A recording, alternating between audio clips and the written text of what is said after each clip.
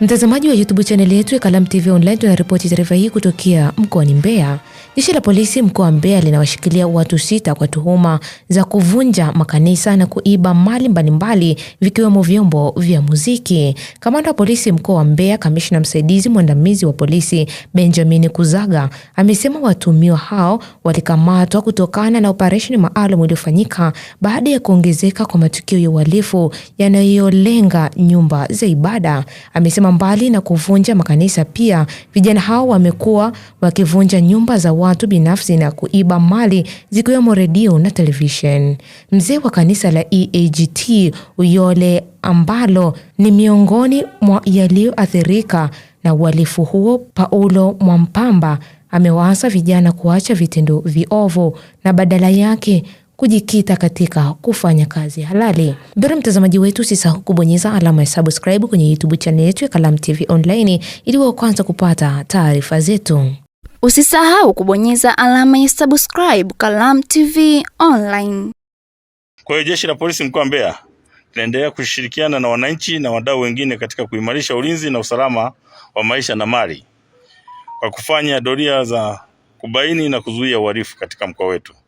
Pia kufanya operesheni na misako ambayo inaendelea kufanyika katika mkoa wetu na kupata mafanikio ambayo yamepelekea kuwakamata wahalifu wa makosa mbalimbali. Kwa kipindi cha mwezi Aprili mwaka 2026, jumla ya watuhumiwa 987 wa uhalifu ikiwemo mauaji, kubaka, kupatikana mali za wizi, kupatikana na silaha bila kibali na kupatikana na madawa ya kulevya ni matukio ambayo watuhumiwa wake wameweza kukamatwa. Kwa hiyo watuhumiwa waliokamatwa na upelelezi wa kesi zao kukamilishwa na kisha kufikishwa mahakamani, baadhi wamepatikana na hatia na wengine kuhukumiwa vifungo. Kwa hiyo jeshi la polisi mkoa wa Mbeya linamshikilia watu watatu wanaoitwa Faustini Seresi mwenye umri wa miaka 48, huyu ni mkazi wa Kiponda Ihowanza, Nicholas Lamek mwenye umri wa miaka 32 na Daudi Richard mwenye umri wa miaka 33. Wote hawa ni wakazi wa Kitunda, wilaya ya Sikonge, mkoa wa Tabora. Hawa wanashikiliwa kwa tuhuma za kupatikana na silaha 2 aina ya gobore bila kuwa na kibali. Watuhumiwa walikamatwa kati ya Aprili 19 na 23 mwaka huu 2026 katika pori la akiba la Piti Rupa Tingatinga wilayani Chunya na eneo la Nyamakonge lililopo ndani ya hifadhi ya taifa ya Ruaha wilayani Mbarali katika mkoa huu wa Mbeya. Hawa walikutwa na hizo silaha. Aidha, watuhumiwa walikutwa wakiwa na goroli na vipande vidogo vidogo vya chuma vipatavyo 23 au vya nondo vinavyotumika kama silaha, risasi kwenye hayo magobori, lakini pia walikuwa na baisikeli ambayo walikuwa wanaitumia katika kusafiri. Uchunguzi uliofanyika umebaini kwamba watuhumiwa hawa ni wawindaji haramu.